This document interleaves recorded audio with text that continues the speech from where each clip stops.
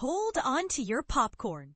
George Clooney knows exactly how notoriously awful his early horror flick, Grizzly II: Revenge, really is. It's a fascinating journey through Hollywood's underbelly. Countless celebrities launch their careers with horror films, often unintentionally turning these spine-tingling ventures into stepping stones toward blockbuster fame. Take George Clooney, for instance, one of the genre's most successful alumni. His resume includes quirky cult classics like Return to Horror High and the delightfully absurd Return of the Killer Tomatoes. But it's Grizzly II: Revenge that stands out as his most infamous debut. If that title rings a bell less loudly than the others, you're not alone. For decades, it languished in obscurity without a proper theatrical or home video release. But here's where it gets controversial. What happens when a so-called lost gem resurfaces decades later and the buzz is more hiss than hype? Recently, at a promotional event for his latest project, J. Kelly, captured in footage by our colleague Chris Bumbray, Clooney found himself fielded questions about this long-buried monster movie. Originally slated for release way back in 1983, over 40 years ago, Grizzly II has finally seen the light of day in recent years, thanks to dedicated fans and filmmakers. When pressed on the topic, Clooney didn't mince words. He openly acknowledged the onslaught of scathing reviews it's received post-release, joking about how the film, which emerged just a couple of years ago, has been slammed by critics. We can only hope these early critiques don't overshadow his potential for an Oscar nod in J. Kelly. But this is the part most people miss. The film's complex history adds layers to its reception, making it more than just a bad movie.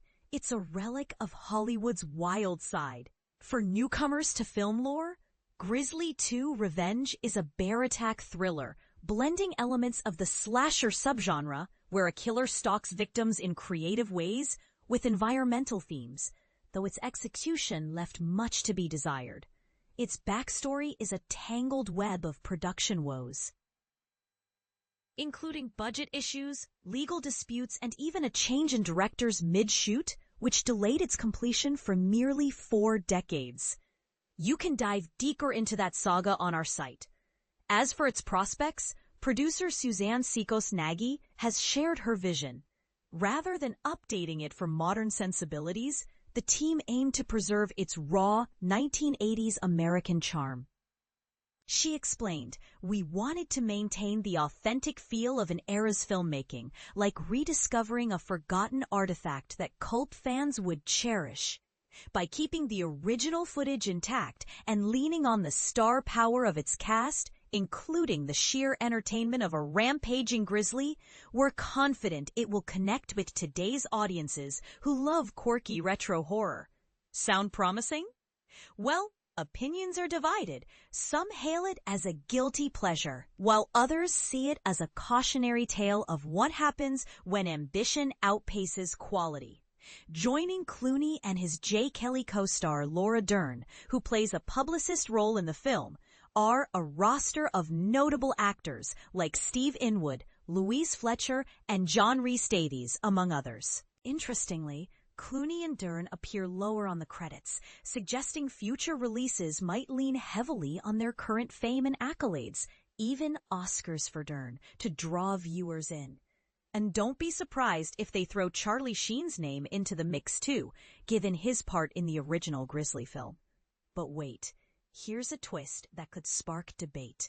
Should films like this be released unchanged for nostalgia's sake, or overhauled to meet today's standards? Is Clooney's self-awareness about its flaws a sign of humility, or does it highlight the glorification of bad cinema? What do you think? Does resurrecting flops like Grizzly II enrich film history, or just pad resumes? Share your thoughts in the comments below. We'd love to hear if you agree that cult classics deserve a second chance, or if Clooney should bury this one for good.